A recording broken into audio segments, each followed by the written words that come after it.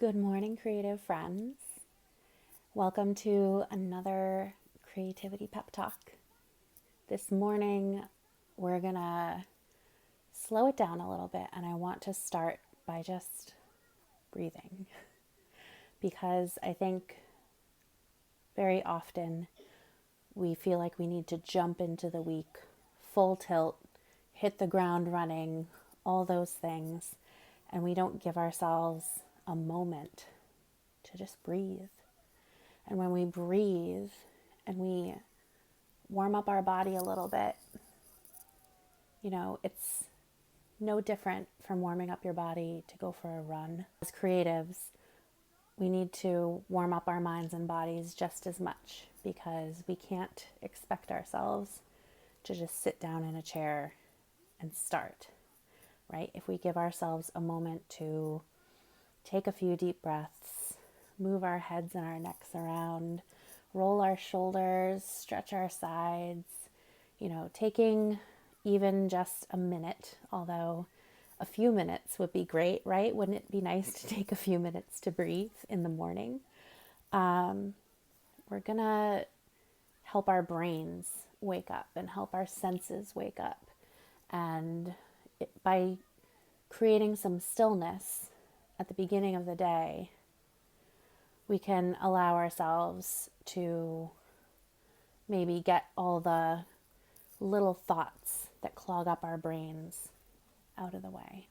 And some people prefer to sit down with a journal or just a piece of paper and do what I like to call a brain dump, a creativity brain dump. But it doesn't have to be creative stuff. It can be all the little things that you have in your brain that you're thinking of that you need to do or that you want to remember. Anything like picking up the kids to, I have to do laundry or whatever, like whatever's running through your brain, let's let it run out of your brain so we can make space to start the week from a focused, inspired mindset. All right, so I just want to take not even a minute, but we're just going to take a couple deep breaths together. And I want you to really focus on your breath and feel the air come into your lungs and fill up your belly. Allow your belly, I think this is something we need to get used to, allowing our belly to expand. Be okay with that. Allowing not just your lungs to fill, but let your belly expand with breath. And then you just slowly let it come back in. All right, so we're going to take a deep breath. You can close your eyes if you want to. I'm going to do this with you, and it's just going to feel so good to start the day breathing together. All right, let's take a deep breath in.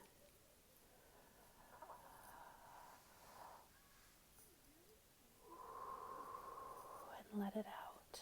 All right, just a simple breath. In again, as much as you can.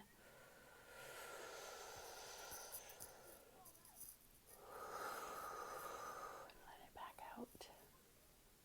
All right, this time we're going to add a little side to side. Stretch your neck when we breathe in. Ready?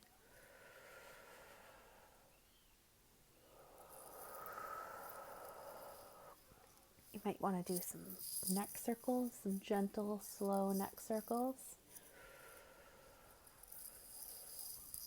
Oh.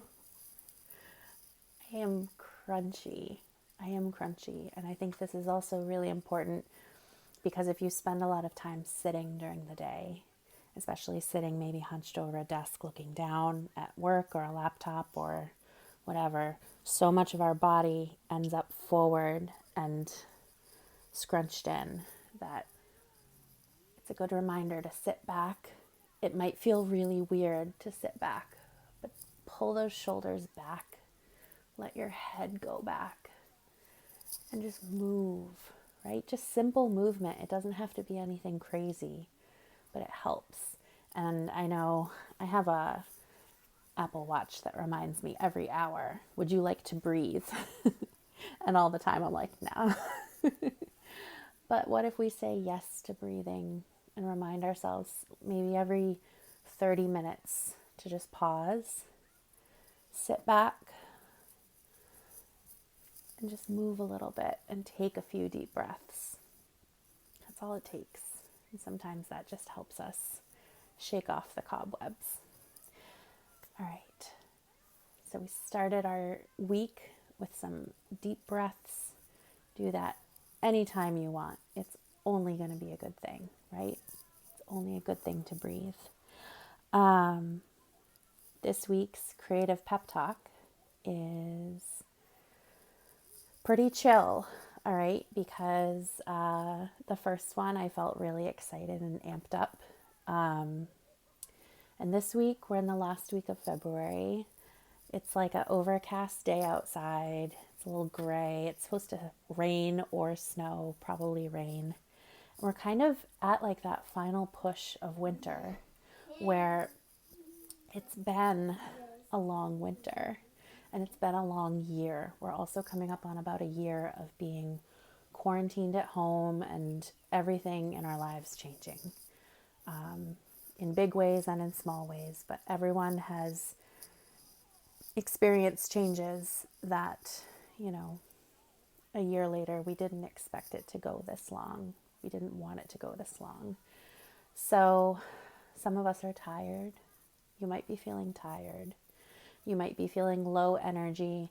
You might be excited for spring while also feeling tired. And that's okay too. I think it's important to understand and be okay with not being peppy and happy and cheerful and energetic all the time. Sometimes our energy is lower, and that's a good thing. It's our body or our brain telling us to rest. And as a woman, this happens monthly. People who get periods, you go through a week or so every month or so, depending on things, where you don't have energy. Things hurt, things are sore, things are crampy. We just don't feel good. And it's okay to sit in that. It's okay to be in that feeling. We live in a world that wants us to have good vibes only and no bad days. And I don't think that's healthy. That's just my opinion, but I don't think that's healthy. And I have, this is coming from a person who has a podcast called Creative Happy Life. I fully acknowledge that life isn't always happy in the sense of cheerful, positive, like happy-go-lucky skipping around. I mean, we can be happy and still experience some slow days, some low days, and that's okay. It's okay. It's all good. It's all a balance. It shows that, even in life, think about the seasons. Flowers aren't blooming year round in places that experience winter because that's not how nature works. There's an ebb and flow, and sometimes we're in the flow, sometimes we're in the ebb. And there are things we can do to feel better while we are in that ebb. Like taking deep breaths and allowing ourselves to maybe move a little slower, to stretch our bodies out, to, sit and rest or take a nap. I think we've learned a lot this year about what we really need as humans.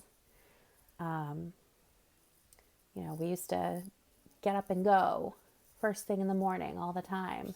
Now things are a little bit slower. At least they are in our house. I don't know about your house. Maybe you still get up and go bright and early. But people have different needs, and it's a good thing. It's a good thing to tune in to what you need, because what you need isn't necessarily what your partner needs or your kids or your coworkers or your best friend who might be up at 5 a.m. going for a light 5K. We all have different needs. So think about what those needs are for you and maybe start mindfully bringing that into your life, into your days.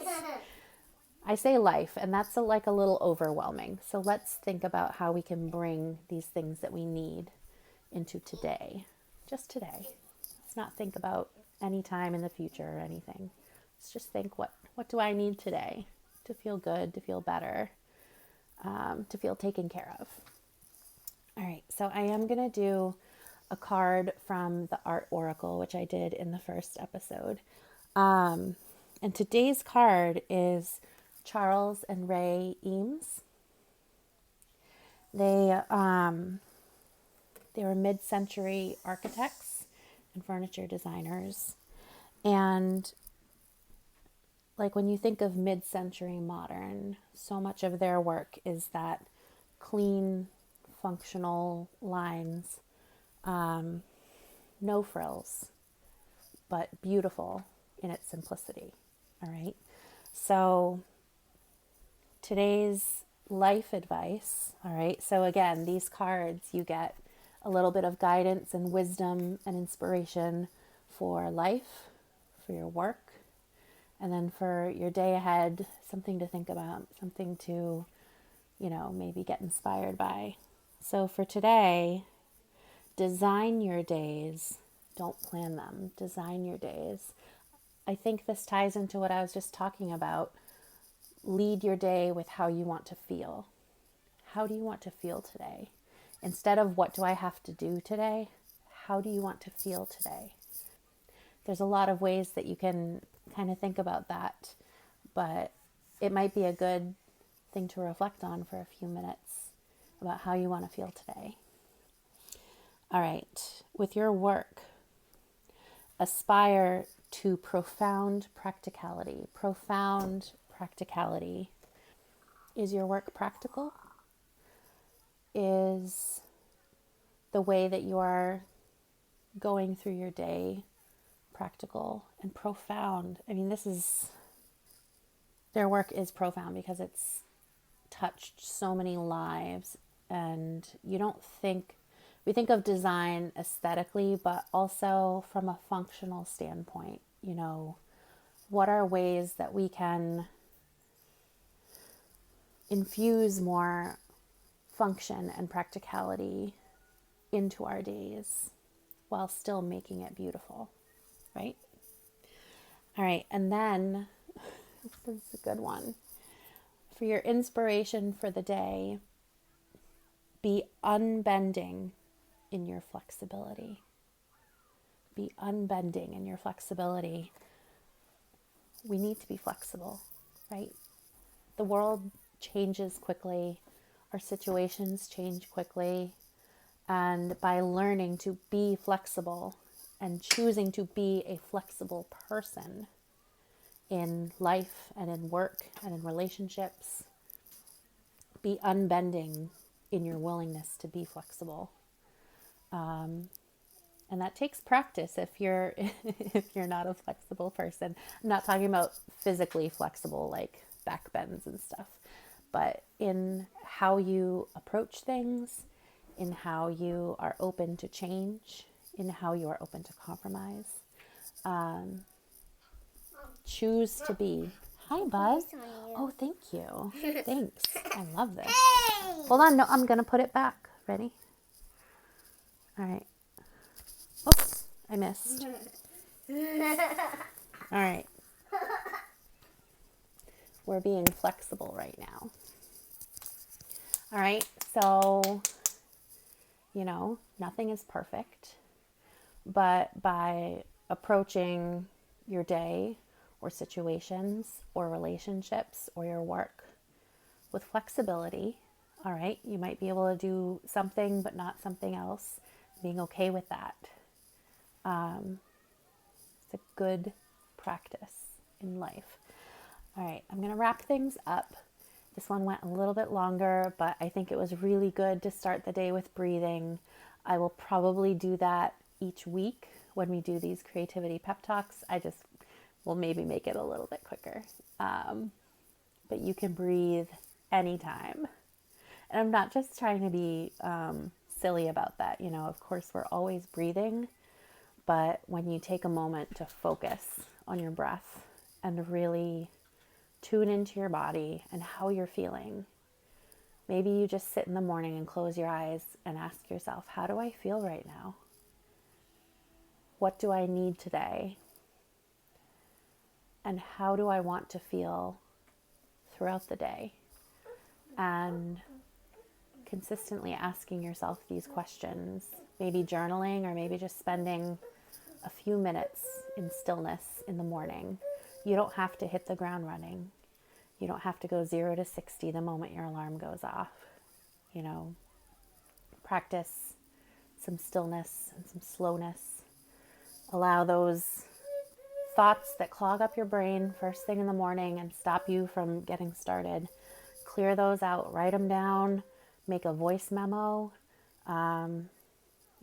Just make a list. It doesn't have to be anything fancy, but sometimes just writing stuff down, getting it out of your brain can help give you so much clarity to start the day.